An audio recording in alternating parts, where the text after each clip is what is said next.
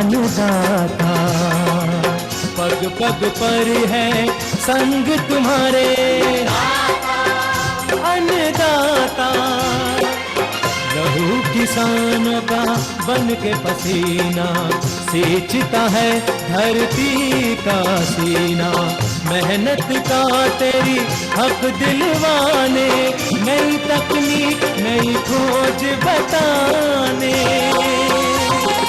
पशुधन को गुणवान बनाना, पौध सुरक्षा को सिखलाना, खेती के सब गुर समझाने, भारत का सरताज बनाने।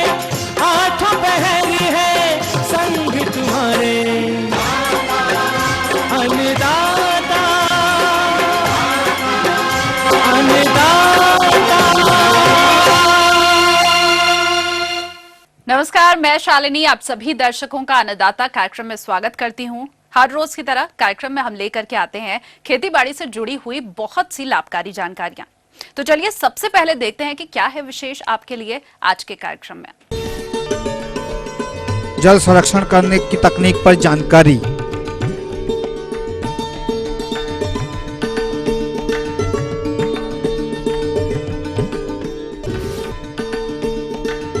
टमाटर एवं खीरा की फसल में रोग एवं कीट प्रबंधन उपाय।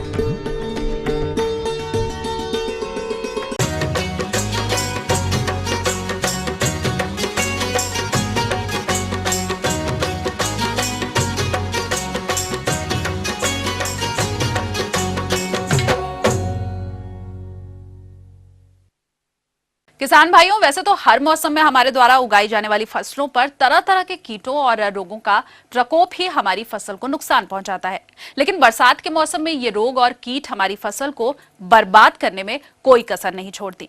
इसीलिए हम मौसम में टमाटर और खीरे की फसल को बचाने के लिए कौन कौन सी सावधानियां बरतनी चाहिए, इस विषय पर विस्तृत जानकारी दे रहे हैं डॉक्टर यशवंतराव परमार, उद्यानिकी एवं वानिकी विश्वविद्यालय नौणी सोलन के वैज्ञानिक डॉक्टर संदीप कंसल।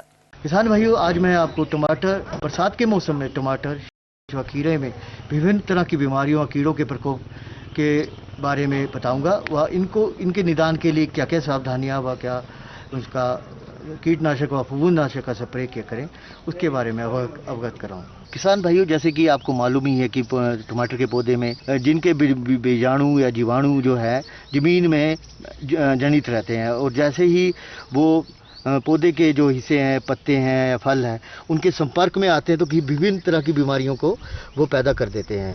तो जैसे कि आप देख रहे हैं कि इस टमाटर के पौधे में अगेता झुलसा की मार पड़ रही है, जिससे कि पत्ते सूख रहे हैं, क्योंकि ये पत्ते बिल्कुल ज़मीन के साथ संपर्क में है। जैसे ही जो कोई पानी का छींटा पड़ता है, उसका बीजाणु जो है इस पत्ते के संपर्क में आने पे उसमें बीमारी छोड़ देता है।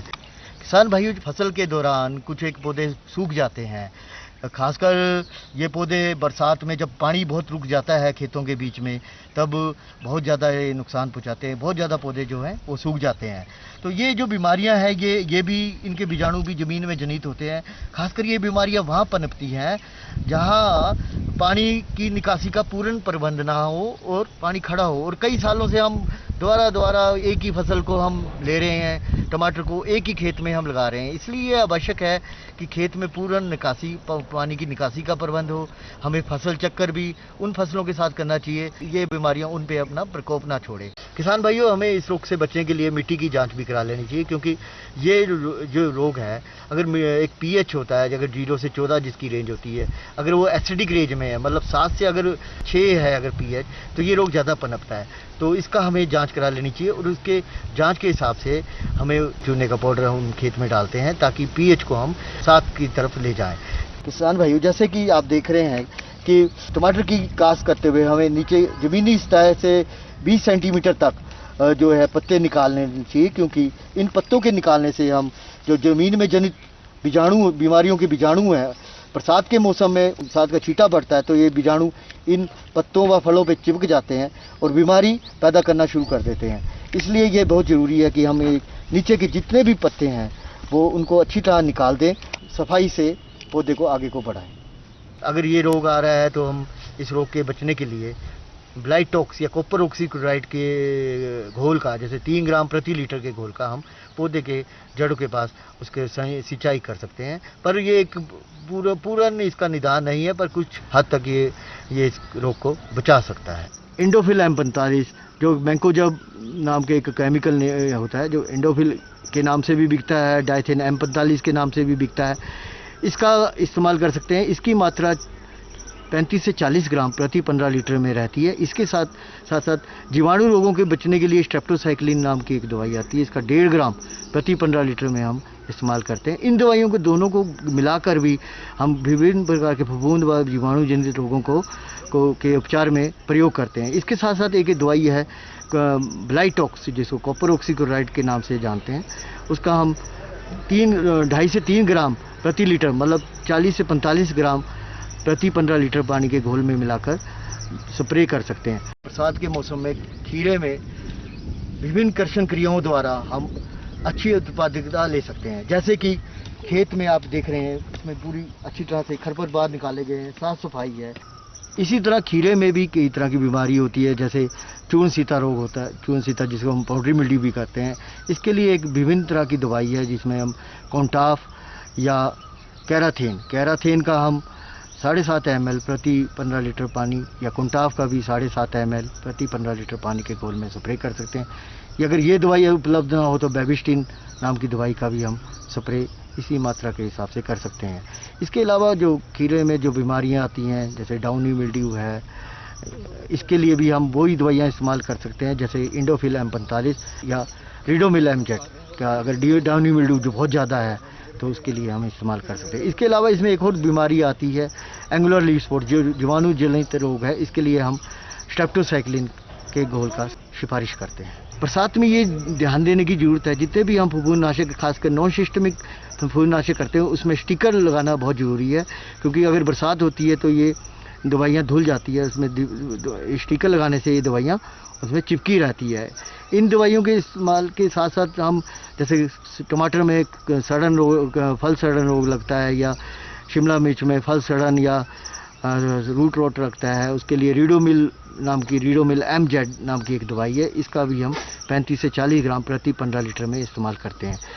विभिन्न कीटनाशक, जैसे रस चूसने वाले कीटनाशक, जैसे इमिडाक्लोप्रिड नाम की दवाई का इस्तेमाल कर सकते हैं। इस दवाई का हम 15 ml प्रति 15 लीटर में घोल में हम स्प्रे कर सकते हैं। इसके अलावा प्रोफेक्स या डेसिस का भी इस्तेमाल कर सकते हैं, जो पत्ते काटते हैं या फल में छेद करते हैं, उसके लिए डेसिस या प्रोफेक्स का उपयोग अच्छा रहता है।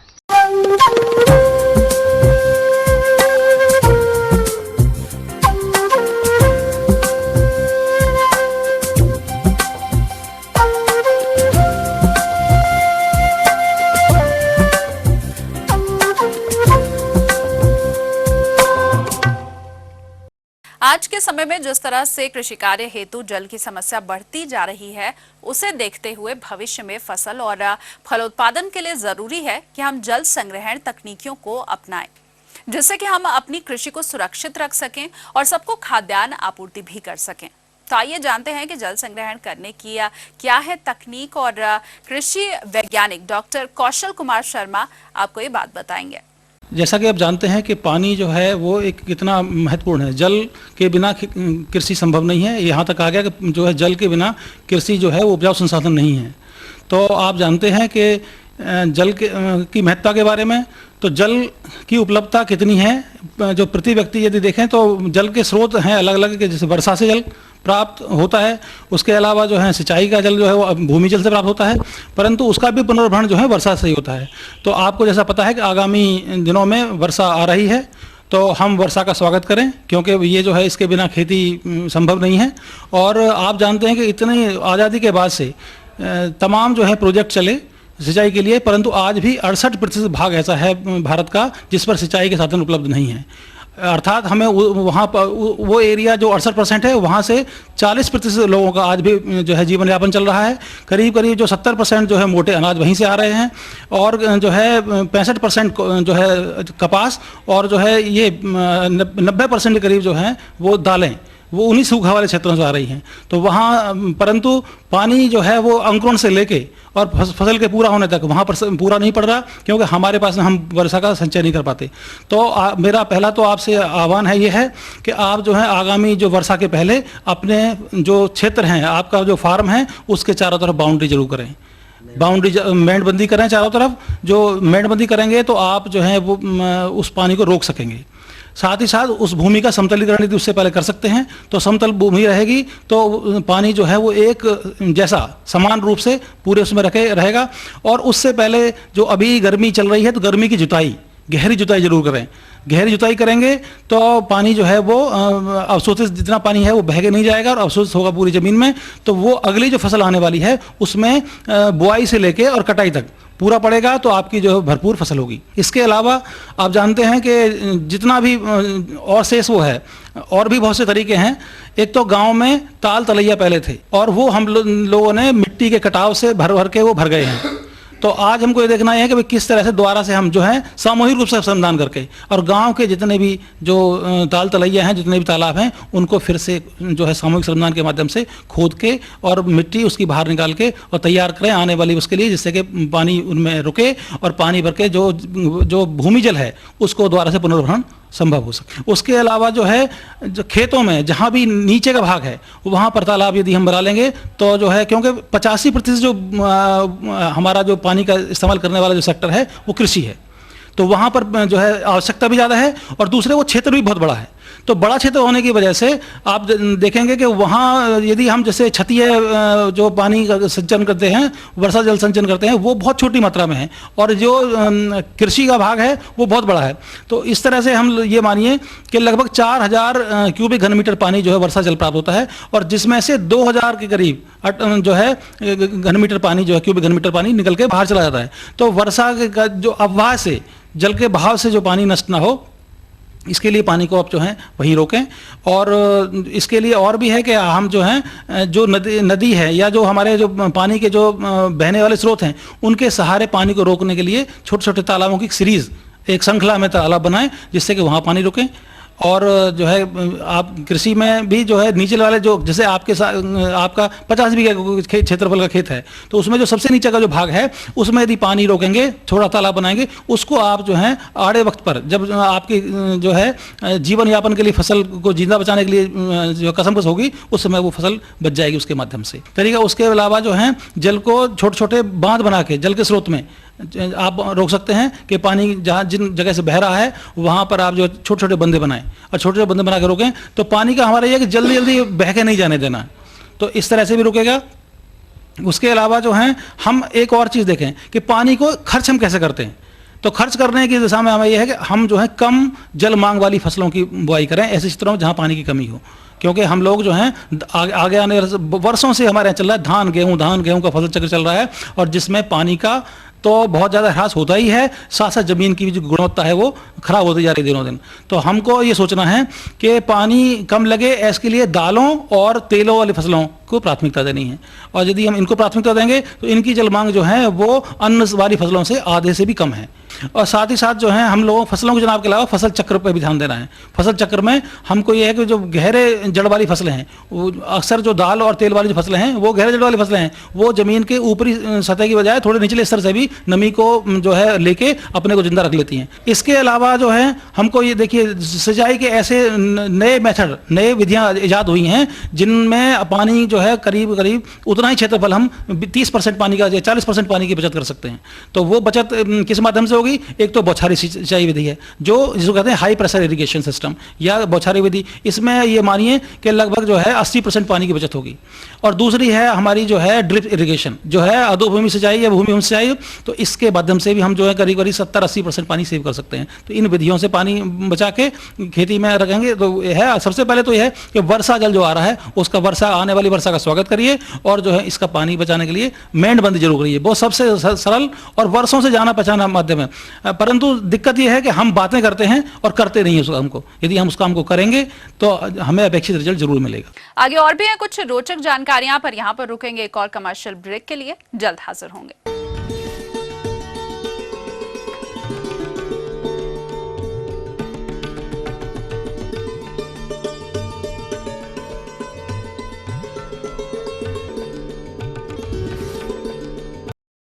BBC, दुनिया को है जिस पर भरोसा। ग्लोबल इंडिया जोड़े आपको पूरी दुनिया से आपकी अपनी भाषा में। ETV के दर्शकों के लिए BBC के मंजे हुए रिपोर्टर ग्लोब के हर सिरे से लाएंगे जिंदगी का सच। स्क्रीन पर उभरेगी बनते बदलते भारत की पूरी तस्वीर। संसार भर के सारे समाचार मैं नेहा भटनागर लेकर आऊंगी। BBC ग्लोबल इंडिया, महसूस करें खबरों की धड़कन।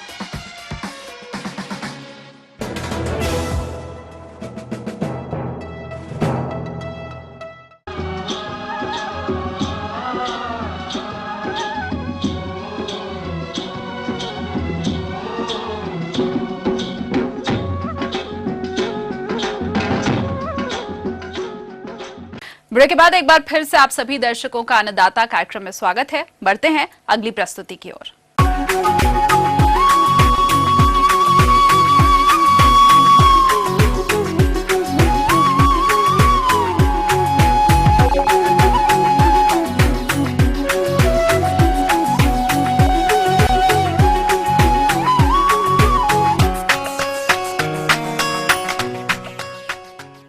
आज हम लाए हैं फसल से अच्छा उत्पादन लेने हेतु फसल को कीट और रोगों से मुक्त रखने के उपाय। लेकिन किसान भाई अंधाधुंध रासायनिक दवाओं का प्रयोग करते हैं और इन रसायनों का भूमि और पर्यावरण पर विपरीत असर पड़ता है। इन सभी समस्याओं के समाधान हेतु कृषि वैज्ञानिकों ने विभिन्न जैवनाशी रसायनों को इजाद किया है, जिससे कम खर्च में फसलों में लगने वाले कीटों का नियंत्रण किया जा सके। इसके बारे में आज हम जानकारी लेंगे। जैविक खेती का जो नई तकनीक आई है, पशु मूत्र का उपयोग कैसे करें ताकि पशु मूत्र के उपयोग से कीटनाशक, बीमारीनाशक और पोषक तत्व ये सारी चीज़ें किसान को मिल जाए तो रासायनिक उर्वरक और रासायनिक दवाएं जो काम में ले रहा उस सब से छुटकारा मिल सकता है। पशु मूत्र का अर्थ यह है कि जो भी 4 पैर वाला पशु है, इसमें कोई किसान ये शंका नहीं रखेगा कि भाई पशु मूत्र का मतलब गिर नस्ल की या देसी गाय होनी चाहिए, ऐसा नहीं। 8-10 चीज़ें जो मिश्रण करके अगर 10 से 15 दिन के अंदर सड़ा दें ऐसे प्लास्टिक के ड्रम में, तो उसके बाद छान करके जो दवाई बनेगी वो कीटनाशक, बीमारीनाशक और खुराक तीनों का काम करेगी। इसमें उदाहरण के तौर पे जैसे 10 लीटर पशु मूत्र है, 10 लीटर पशु मूत्र के अंदर 2 किलो ताज़ा गोबर और 2 किलो नीम के पत्ते, नीम के जो जिस पे पत्ता लगा हुआ होता है डंठल सहित, वो 2 किलो नीम के पत्ते डालने हैं। आधा किलो आंकड़ा, जो सफ़ेद आंकड़ा हो चाहे देसी कोई सा भी आंकड़ा हो, आंकड़े के पत्ते, हरे पत्ते डाल के रखते हैं। आधा किलो एक काला आंकड़ा बोलते हैं जिसको आपको नसरगंडी कहते हैं उसको, ये काला आंकड़ा सब जगह नालियों के किनारे वगैरह सब जगह मिल जाता है। इसको गाय, भैंस, बकरी वगैरह कोई नहीं खाते हैं। और आधा किलो एक जरमरी करके सभी जगह, ये भी सभी जगह मिल जाती है, जिसके छोटे छोटे कांटे होते हैं और पीले कलर के फूल होते हैं। इसको भी कोई गाय, भैंस, बकरी खा जाता है तो मर जाता है, तो अनावश्यक रूप में नुकसानदायक भी है, वो चीज़ें इसमें काम में आ सकती है। इसके साथ 250 ग्राम लहसुन, जो गांठे सहित उसको थोड़ा पत्थर से फोड़ करके उस लहसुन की गुड़ी फूट जानी चाहिए। पाव भर गुड़, देसी गुड़ हो चाहे बेली का जो ठोस गुड़ हो वो डाल देते हैं। और 100 ग्राम धतूरे के डोडे, धतूरा आता है उसके डोडे रहते हैं, हरे डोडे, उनको भी कूट के इसमें डाल दें। इसके साथ में 50 ग्राम तंबाकू, जो भी तंबाकू के पत्ते हैं वो तंबाकू के पत्ते डालते हैं। और 10 से 20 ग्राम मिर्ची, आकी मिर्ची को थोड़ा कूट लें, कूट करके इसमें डाल सकते हैं। इन सभी चीज़ों को 15 से 20 दिन तक प्लास्टिक के ड्रम में गड़ाएं या मटके के अंदर सड़ाएं। स्टील का या तांबे का कोई पात्र है उसमें नहीं गड़ाएं, क्योंकि पशु मूत्र के अंदर एसिड होता है, अगर उसमें गड़ा दिया तो उसमें छेद पड़ जाएंगे। इसलिए प्लास्टिक का पात्र, कोई भी बाल्टी है, टब है, ये ड्रम है या मटका है, इसमें किसी से भी 15 से 20 दिन तक सड़ाने के बाद में रोज़ इसको सुबह शाम लकड़ी से हिलाना है। सुबह शाम हिला करके ये ढक्कन वगैरह जो भी है उससे ढक दें। ढकने का अर्थ ये है कि कोई बच्चे वगैरह इसको नुकसान नहीं पहुंचाए, इसके अंदर हाथ नहीं डालें। ये चिंता नहीं करें कि एयर टाइट होना चाहिए, एयर टाइट करने की कोई आवश्यकता नहीं। बाल्टी है तो उसके ऊपर कपड़ा बांध दें, या कोई टब है तो पत्थर रख दें, या कोई ढक्कन ढक दें ताकि बच्चे वगैरह इसको नुकसान नहीं पहुंचाए। और सुबह शाम रोज़ इसको हिलाते रहें, वापस ढक दें। छाया के अंदर जो इसको रखें, 15 से 20 दिन के बाद में इसको छान करके बगदा निकलता है उसको आपकी जो भी रोड़ी है डाल दें, वर्मी कंपोस्ट है तैयार करें तो उसमें डाल दें और इसके तरल पदार्थ को वापस जरी कैन में भरना है। जरी कैन में भरने के बाद इसका प्रयोग करना अब फसल के ऊपर प्रयोग करते समय एक टंकी जैसे 15 से 16 लीटर की टंकी आती है, अपन दवाई छिड़कने वाली टंकी होती है, उसके अंदर केवल 2 लीटर डालना। 2 लीटर ये डाल दिया और बाकी बचा जो पानी से भर दिया। अब फसल के ऊपर छांटना, ध्यान ये रखना कि कोई भी फसल पहला छिड़काव फसल में 30 से 35 दिन की अवस्था में करना है, दूसरा छिड़काव 45 से 50 दिन की अवस्था में करना, तीसरा छिड़काव 60 से 65 दिन की अवस्था में छिड़काव करना है। 3 छिड़काव कोई दाल वाली, अनाज वाली, तिलहन वाली कोई फसल है उनके अंदर 3 छिड़काव पर्याप्त होते हैं और 1 बीघा में कम से कम 6 टंकी ये पदार्थ छांटना है। किसान क्या करते हैं, कोई भी दवाई हो उसको 6 टंकी के बजाय 3 टंकी कर देते हैं और दवाई 6 टंकी की डाल देते हैं। ऐसा नहीं करना है। 6 टंकी 1 बीघा में छांटना, तो प्रत्येक टंकी में 1 बीघा के अंदर यानी 12 लीटर ये तरल पदार्थ चाहिए। अगर सब्जी वाली फसल है तो सब्जी वाली फसल में भी प्रथम छिड़काव 30 से 35 दिन की अवस्था में करना और उसके बाद में हर 15 दिन के ऊपर छिड़काव करते रहना जब तक वो फसल फल दे रही है या फलदार बगीचा है तो उसका 30 दिन की अवस्था के बाद में हर 15 दिन के ऊपर छिड़काव करते रहना चाहिए। 30 दिन की अवस्था से कम अवस्था में अगर छिड़काव कर दिया तो पौधा मर सकता है, क्योंकि इसमें एसिड रहता है और कंसंट्रेशन जो इसकी सांद्रता अगर आपने 2 लीटर डाल दी तो पौधा इतना सहन नहीं कर पाएगा। इसलिए 30 से 35 दिन की अवस्था के बाद में इसको छिड़काव करना है। इससे क्या होगा, ये पौधा इसके रस को ग्रहण करेगा, चूसेगा, तो पौधे के रस के अंदर ये जहर के रूप में जमा हो जाएगा, तो कोई कीड़ा बीमारी पास में भटकेगा भी नहीं, पौधे के ऊपर बैठना तो दूर की बात है। आगे और भी हैं कुछ रोचक जानकारियां, पर यहाँ पर रुकेंगे एक और कमर्शियल ब्रेक के लिए, जल्द हाजिर होंगे।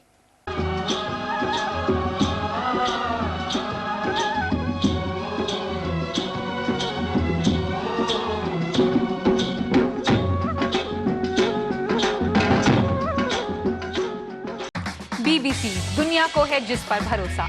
ग्लोबल इंडिया जोड़े आपको पूरी दुनिया से आपकी अपनी भाषा में। ईटीवी के दर्शकों के लिए बीबीसी के मंजे हुए रिपोर्टर ग्लोब के हर सिरे से लाएंगे जिंदगी का सच। स्क्रीन पर उभरेगी बनते बदलते भारत की पूरी तस्वीर। संसार भर के सारे समाचार मैं नेहा भटनागर लेकर आऊंगी। बीबीसी ग्लोबल इंडिया, महसूस करें खबरों की धड़कन।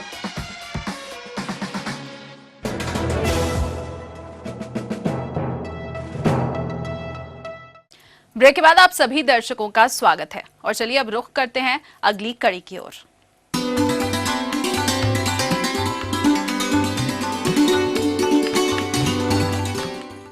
अन्नदाता हेल्पलाइन निःशुल्क फोन संपर्क सेवा के माध्यम से आपके द्वारा पूछे गए प्रश्नों में से 1 या फिर 2 महत्वपूर्ण प्रश्नों को हम अपने कार्यक्रम में शामिल करते हैं और इसी के तहत आज का चयनित प्रश्न और उसका जवाब इस प्रकार है।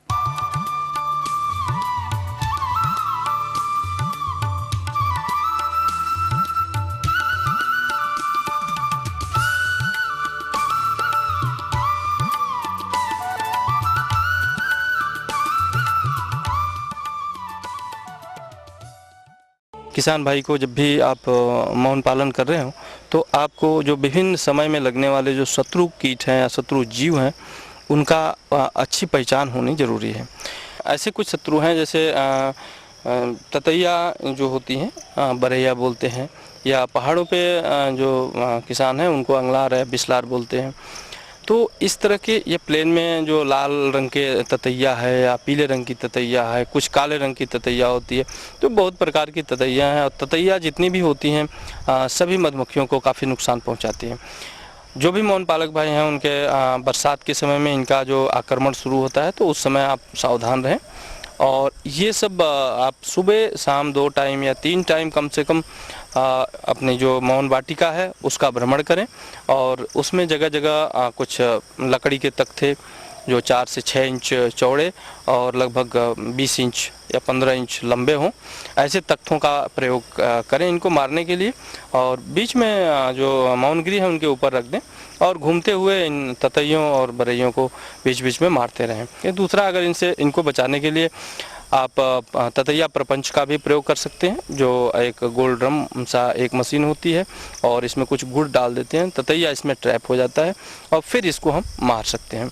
उसके अलावा जो बरसात का समय है इसमें चींटियों का प्रकोप भी बहुत ज़्यादा हो जाता है कि जब आप बागीचे के अंदर अपने मौन गृहों को अगर स्थानांतरित कर देते हैं तो वहाँ पे छाया और वहाँ पे चींटी लगने की समस्या बहुत बढ़ जाती है। ऐसी चींटी लगने से बचाने के लिए आप जो मौन गृह है और उसके नीचे उन सभी मौन गृहों को स्टैंड पे रखें और स्टैंड के नीचे भी कटोरी या स्टील का या मिट्टी का बर्तन रखना बहुत ज़रूरी है, विशेषकर बरसात के समय में। और इसमें पानी की सफाई, जो भी आप कटोरी में पानी रखते हैं उसकी सफाई होनी चाहिए और उसका समय समय पे उसको बदलते रहें, सफाई करते रहें, तो इससे आपका जो चींटी लगने की समस्या है उससे छुटकारा मिल जाएगा। एक इसका मुख्य शत्रु जो है वो वैक्स मात होता है, जो मोमी पतंगा, इससे बहुत सावधान रहने की ज़रूरत है। और मोमी पतंगा जो है छत्ते के मोम को खा करके छत्ते को समाप्त कर देता है और ये जो भंडारित किए हुए छत्ते हैं उनमें भी लगता है और जो मधुमक्खी के जो कॉलोनी में जो परिवार में जो छत्ते रखे हुए हैं उस पर भी लगता है। तो इसके लिए आपको ध्यान रखना होगा कि कोई भी जो आपके मौन परिवार है या मौन गृह है उसके अंदर जो खाली छत्ते कोई भी ना पड़े रहें। जितने भी छत्ते रहें वो मधुमक्खियों के द्वारा पूरी तरह से ढके हुए होने चाहिए और इन्हीं ढके जो अतिरिक्त छत्ते हैं उनको निकाल करके उचित जगह पे भंडारित कर दें। भंडारित किए हुए छत्तों को भी अच्छी तरह भंडारित करने की ज़रूरत है, जिससे बाहर से कोई मोमी पतंगा जो उसका एडल्ट है, प्रौढ़ है, वो उसमें अंदर जा कर के उसमें अपने अंडे न दे और जिससे कि उसका नुकसान न हो। तो इसमें सबसे बड़ी समस्या है कि अगर इसको बक्से में, मौन गृह में या मौन वंश में अगर इसका आक्रमण हो जाता है तो उसको उससे बचने का कोई उपाय, क्योंकि दवाई नहीं डाल सकते और अगर दवा डालते हैं तो मधुमक्खियों का भी नुकसान होता है। इसलिए इसको आप जिस बक्से में जो छत्ता संक्रमित हो गया हो उसको 10 मिनट के लिए धूप में रखें, मधुमक्खियों को झाड़ लें और उसको धूप में दोनों तरफ, छत्ते का दोनों तरफ दिखाएं, तो उससे जो इसका जो लार्वी है या सूंडी है वो वैक्स मात की बाहर गिर जाती है और उसको हम नष्ट कर सकते हैं और फिर इन छत्तों को हम प्रयोग में ला सकते हैं और सफलतापूर्वक इनसे आप बच सकते हैं और फिर आने वाले जो समय है उसमें बहुत अच्छा आपको शहद का उत्पादन प्राप्त हो सकता है।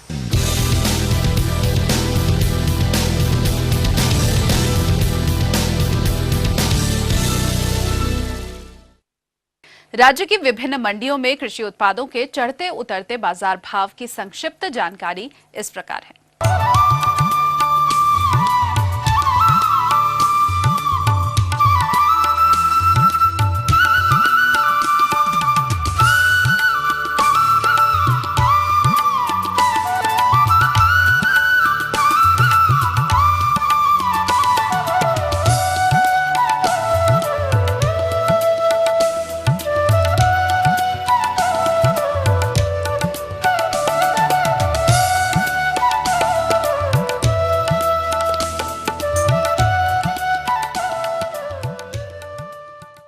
हम ये उम्मीद करते हैं कि आज का कार्यक्रम आप सभी दर्शकों के लिए उपयोगी रहा होगा। किसान भाइयों, अन्नदाता आपकी सेवा के लिए संकल्परत है। कृषि संबंधित समस्या और सुझावों के लिए आप हमें इस पते पर संपर्क कर सकते हैं। प्रोड्यूसर अन्नदाता, ETV Haryana, Himachal Pradesh, Ramoji film city, Hyderabad 501512। साथ ही आप हमें ईमेल भी कर सकते हैं। हमारा ईमेल आईडी है annadaata.hr.hp@etv.co.in। इसके अलावा हमारी निःशुल्क हेल्पलाइन नंबर 1800-108-4599 पर सुबह 10 से शाम 4 बजे के बीच आप संपर्क कर सकते हैं। तो फिलहाल अन्नदाता की पूरी टीम को दीजिए इजाजत। कल फिर से इसी समय आपसे मुलाकात होगी कृषि संबंधित कुछ और रोचक जानकारियों के साथ। नमस्कार।